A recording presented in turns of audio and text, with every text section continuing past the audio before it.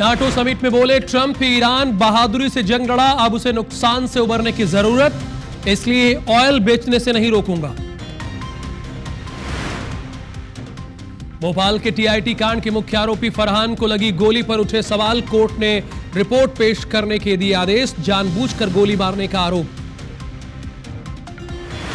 मध्य प्रदेश में मानसून ने पकड़ी रफ्तार, प्रदेश के 15 जिलों में हैवी रेनफॉल का अलर्ट, बालाघाट, अलीराजपुर में अति भारी बारिश का अलर्ट।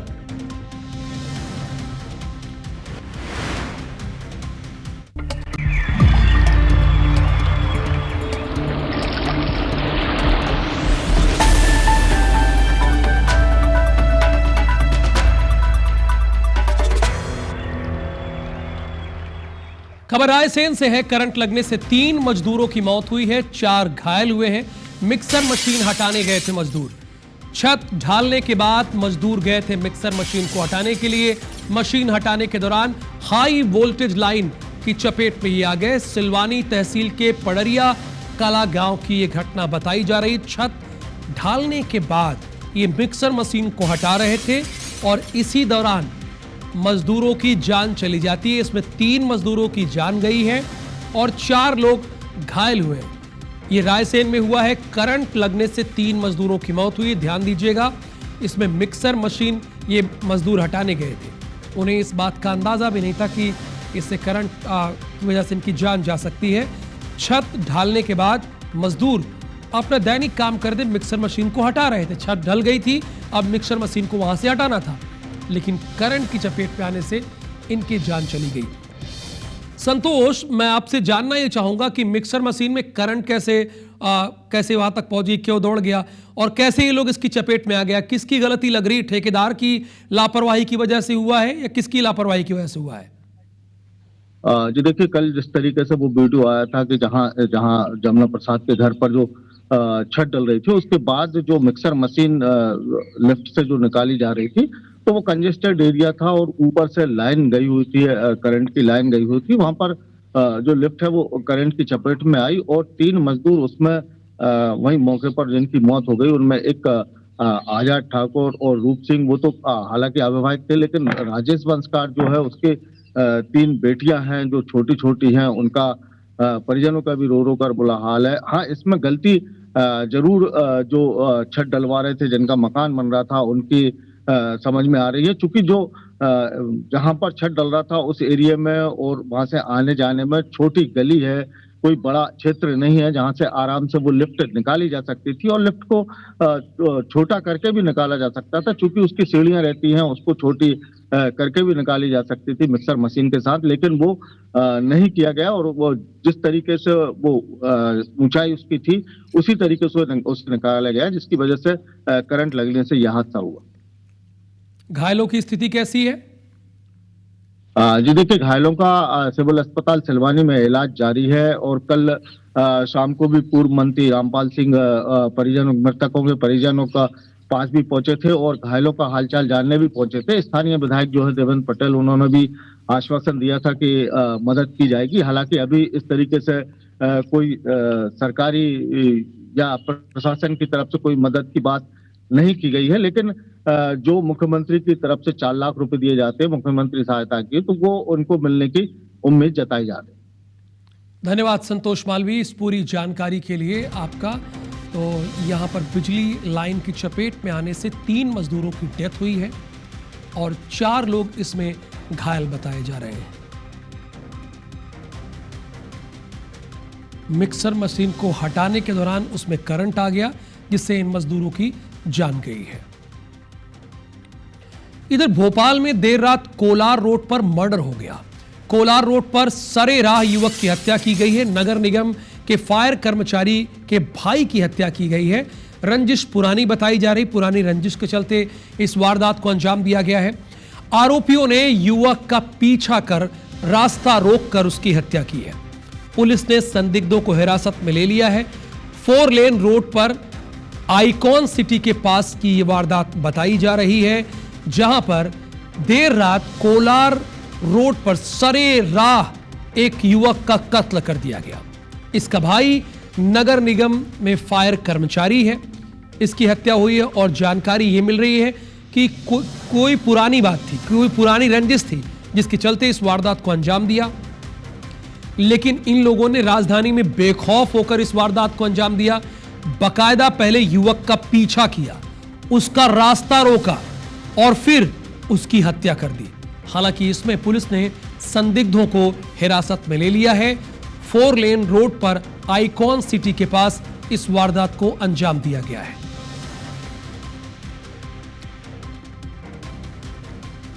राजा हत्याकांड में रोज नए खुलासे हो रहे हैं। इसी मामले में अब लाल पोटली के बाद मेघालय पुलिस लैपटॉप की तलाश में है। लैपटॉप के बैग से ही आरोपी शिलोम जेम्स ने 50,000 रुपए निकाले थे जो उसके कार से मिले हैं, और अब एक पिस्टल भी मिल गई है। एसआईटी को और क्या क्या मिला है आप हमारी इस रिपोर्ट में देखिए।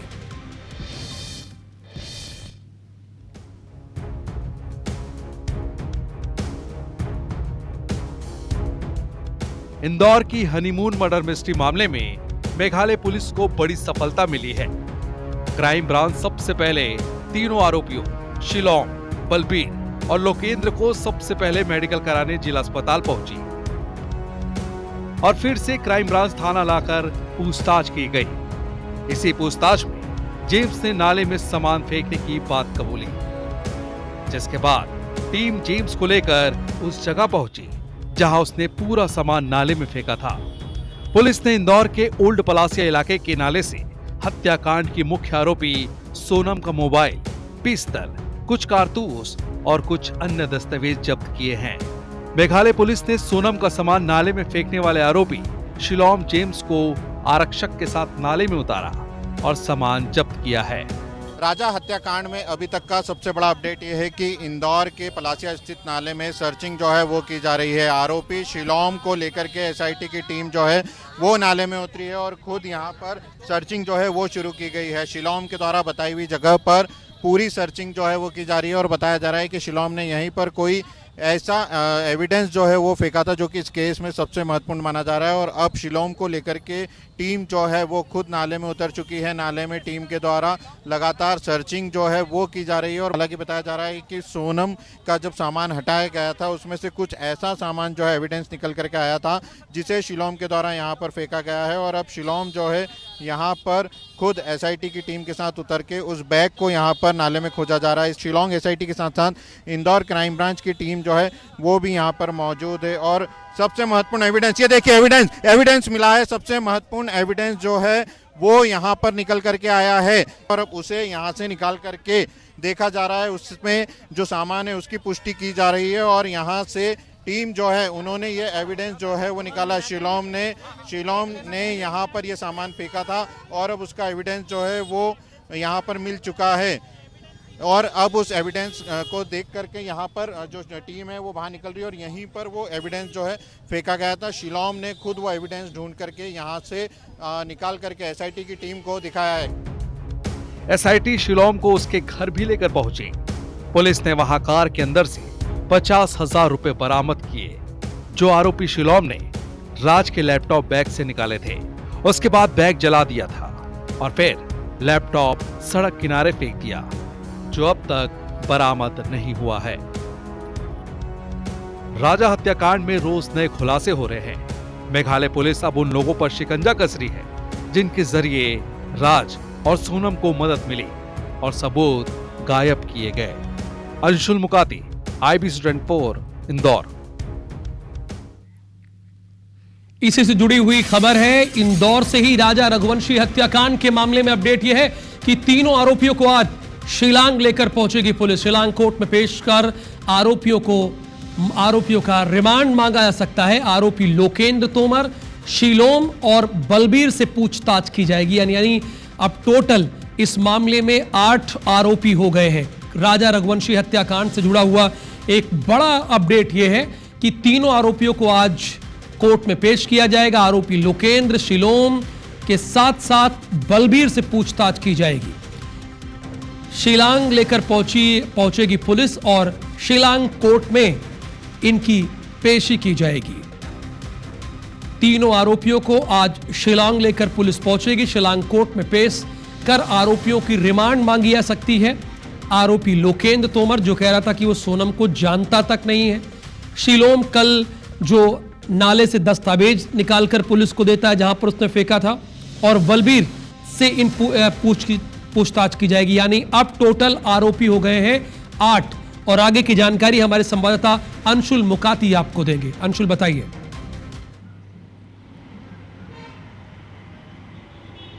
बिल्कुल राहुल, आज तीनों आरोपी जो हैं उन्हें शिलोंग कोर्ट में पेश किया जाएगा। देर रात को ही शिलोंग की एसआईटी की टीम जो है तीनों आरोपियों को यहां से लेकर के रवाना हुई थी और साथ में अपने वो सबूत भी लेके गए जो कि इस पूरे केस में सबसे अहम माने जा रहे हैं। जब पूरा घटनाक्रम शुरू हुआ था तब शिलोंग पुलिस ने बताया था कि जो सोनम है वो इंदौर आके रुकी थी और देवास नाके के एक फ्लैट में वो कई दिनों तक रुकी, वहीं पर उसका सामान उसने छोड़ा था और उसके बाद वो वहाँ से गई थी। जब एसआईटी की टीम ने यहाँ पर अपनी 17 जून से जाँच शुरू की थी दोबारा से, तो उसमें लगातार ये चीज़ें निकल करके आ रही थी कि सोनम के इंदौर में होने के सबूत जो हैं वो इंदौर से ही मिलेंगे। और कल एसआईटी की टीम ने जब लगातार पूछताछ की, सुबह लोकेंद्र को इंदौर लाया गया और फिर तीनों आरोपियों को आमने सामने बिठाकर पूछताछ की, तो उसमें शिलोम जेम्स जो है उसने पिस्टल फेंकना कबूल किया और उसके बाद वो खुद पुलिस को उस स्थान पर लेकर पहुंचा, उस नाले में लेकर पहुंचा जहां पर उसने पिस्टल फेंकी थी। उसने एक सफ़ेद कलर की पन्नी में पूरी पिस्टल जो है वो लगा छुपा करके रखी थी और एक पत्थर उसमें रखा था ताकि वो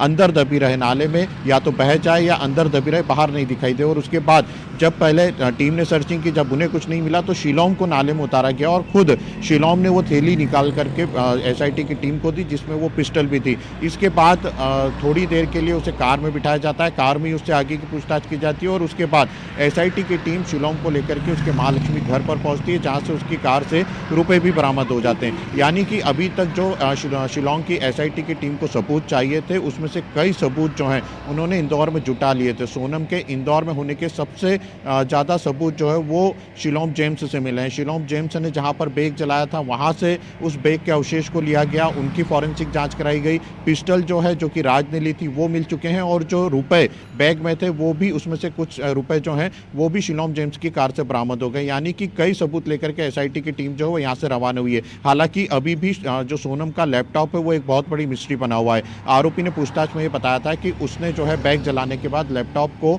बाईपास पर एक जगह पर फेंक दिया था और उसके बाद जब वहां पर सर्चिंग की गई तो वो लैपटॉप नहीं मिला। यानी कि इस पूरे मामले में सोनम से जुड़ा हुआ एक महत्वपूर्ण सबूत जो है वो लैपटॉप वो अभी भी गायब है और उसकी तलाश अभी भी शिलोंग पुलिस के द्वारा की जा सकती है। और आज जब तीनों आरोपियों को कोर्ट में पेश किया जाएगा तो वहां पर ये सबूत भी रखे जाएंगे। इन सबूतों के आधार पर हो सकता है आरोपियों की रिमांड भी ली जाए और उनसे फिर वहां पर पूछताछ की जाए। और ये भी पूरी संभावना है कि वहां पर जो पहले से आरोपी मौजूद है जिसमें सोनम और राज भी हैं, उनसे भी आमना सामना इनका कराया जा सकता है। जब शिलोम जेम्स ने पुलिस पूछताछ हुई थी तब ये बताया था कि विशाल उससे आकर मिला था, विशाल ने उससे एग्रीमेंट किया था और उसके बाद विशाल ने ही उसे पेमेंट जो है 3 महीने का एडवांस दिया था। तो आज वहां पर इन आरोपियों का आमना सामना भी हो सकता है और इनकी पहचान भी कराई जा सकती है कि इन आरोपियों में से किसके द्वारा फ्लैट किराए पर लिया गया था, कौन फ्लैट पर आकर के रुका था, क्या ये तीनों आरोपी सोनम और राज को पहले से जानते थे या घटनाक्रम के बाद सोनम बिल्कुल और ये राज में से तमाम किसी ने वो इनसे सवाल संपर्क है कर जिसके सबूत जवाब निकाला। पुलिस इन आरोपियों से लेगी। Thank you so much Anshul इस पूरी जानकारी के लिए।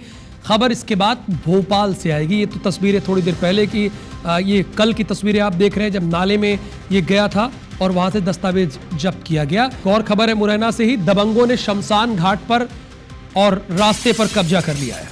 यानी दबंगों ने शमशान घाट को भी नहीं छोड़ा और यहां से गुजरने वाले रास्ते को भी नहीं छोड़ा, कब्जा कर लिया है। खुले आसमान के नीचे सड़क पर अंतिम संस्कार करना पड़ रहा है। शमशान में लगा टीन शेड भी दबंगों ने तोड़ दिया है। शमशान पर तक पहुंचने वाले रास्ते पर भी दबंगों ने कब्जा कर लिया है। ये सबलगढ़ से 5 किलोमीटर दूर डबेरा गांव का मामला है। सत्येंद्र, क्या प्रशासन हाथ पर हाथ धरे बैठा हुआ है? शमशान घाट पर जब दबंगों ने कब्जा कर लिया, रास्ते पर भी कब्जा कर लिया, तो प्रशासन क्या कर रहा है, पुलिस क्या कर रही है भाई? बिल्कुल, देखिए जब माफिया और प्रशासन का गठबंधन होता है उस समय इस तरीके के राजनेता भी शामिल होते हैं। उस समय ऐसे घटनाक्रम सामने आते हैं और उसी क्रम में ये जो मामला सामने आया है कि एक तो दबंगों ने जो रास्ते पर कब्जा कर रखा है और दूसरा जो शमशान घाट की जो जमीन थी वो सड़क के किनारे आ गई थी, उस पर भी जो टीन शेड वगैरह जो चबूतरे बने थे उनको तोड़ा फोड़ा गया है और टीन शेड जो लगी हुई थी उसको भी तोड़ दिया गया है। तो कहीं ना कहीं देखा जाए तो पूरी तरह से कब्जा किया है। गाँव में जो भी मृत होते हैं उनको या तो अपने खेतों पर ले जाकर उनका अंतिम संस्कार किया जाता है या सड़क के किनारे। उसी क्रम में एक मौत हो गई और उसके बाद ग्रामीणों ने अंतिम संस्कार के लिए जगह तलाशी, जगह न मिलने के कारण सड़क के किनारे अंतिम संस्कार तो किया। लगातार ग्रामीण जो है डबेरा गांव के जो लोग हैं वो एसडीएम, तहसीलदार और पुलिस से लगातार शिकायतें कर रहे हैं। मुरैना कलेक्टर और जो क्षेत्रीय विधायक हैं उन तक भी ये शिकायतें पहुंच चुकी है, उसके बाद भी कोई सुनवाई नहीं हो रही है। अगर मृत्यु होने के बाद अगर 2 गज जगह अंतिम संस्कार के लिए लोगों को नहीं मिलती है, ये बड़ा काफी दुखदायी और गंभीर विषय का मामला सामने आता है। और क्योंकि लगातार जो भूमाफिया हैं और जो दबंग लोग हैं वो लगातार इस तरीके से जमीनों पर जो शमशान की जो जमीनें हैं उन पर कब्जा करते हुए नजर आ रहे हैं, लेकिन प्रशासन पूरी तरह से मूक दर्शक बना हुआ है, ना उस कब्जे को हटा रहा है, ना उन ऐसे लोगों पर कोई कार्रवाई कर पा रहा है। जी, और सवाल तो यही है कि प्रशासन आखिरकार मूक दर्शक बना क्यों है। इसका जवाब सत्येंद्र सिंह तोमर ने पहले ही दे दिया कि जब माफियाओं का प्रशासन के साथ गठजोड़ हो जाता है, गठबंधन हो जाता है, तो माफिया बेलगाम हो जाते हैं। और यही वजह है कि शमशान की जमीन तक इन्होंने नहीं छोड़ी। जबलपुर में एक फर्जी डॉक्टर की घटिया करतूत उजागर हुई है। शहर के रिछाई इलाके में एक फर्जी डॉक्टर न सिर्फ लोगों की जान से खिलवाड़ कर रहा है बल्कि उन्हें हिंदू धर्म छोड़ने के लिए उकसा रहा था। दशरथ बैरागी नाम का ये आरोपी 20 रुपए लेकर लोगों के इलाज का दावा करता है। आरोपी मरीजों को एलोपैथी की दवाएं देता है और साथ में हिंदू धर्म विरोधी किताबें भी देता है। इन किताबों में हिंदू देवी देवताओं के खिलाफ अपमानजनक और बेहद आपत्तिजनक बातें लिखी होती थी। फर्जी डॉक्टर की इस करतूत की शिकायत विश्व हिंदू परिषद ने स्वास्थ्य और पुलिस विभाग दोनों से की। पुलिस को साथ लेकर जब स्वास्थ्य विभाग की टीम पहुंची तो आरोपी को पकड़ा गया।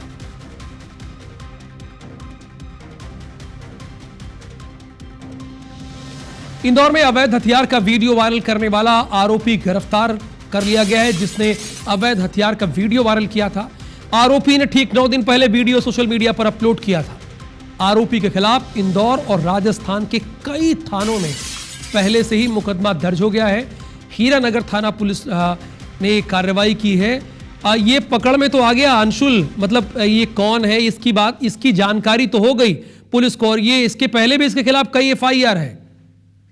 हाँ बिल्कुल राहुल, ये जो अवैध हथियार के साथ सोशल मीडिया पर रील वायरल हुई थी उसे पुलिस ने अपनी जांच में लिया था और जब जांच की तो ये पता चला कि ये एक आदतन अपराधी है जिसके खिलाफ इंदौर के कई थानों के साथ साथ राजस्थान में भी अपराध दर्ज हैं और अवैध हथियार रखने के मामले में ही इस आरोपी पर अपराध जो है वो दर्ज थे। 9 दिन पहले ये रील जो है सोशल मीडिया पर वायरल हुई थी, जिसके बाद पुलिस ने इसकी पड़ताल शुरू की और उसके बाद इस आरोपी को गिरफ्तार किया गया है। आरोपी के खिलाफ जो है पुलिस ने एक और केस दर्ज किया है, लेकिन सबसे बड़ी बात यह है कि बदमाशों में पुलिस का खौफ जो है वो बिल्कुल खत्म होता जा रहा है, क्योंकि आदतन अपराधी होने के बावजूद, केस दर्ज होने के बावजूद जो है बदमाश इस तरह के हथियारों के साथ रील बनाकर सोशल मीडिया पर वायरल कर रहे हैं और अपना खौफ पैदा करने की कोशिश जो है वो लगातार कर रहे हैं। हालांकि पुलिस ने बदमाश को गिरफ्तार कर लिया है और उसके खिलाफ केस दर्ज कर आगे की कार्रवाई भी जो है वो की जा रही है। धन्यवाद अंशुल इस पूरी जानकारी के लिए आपका।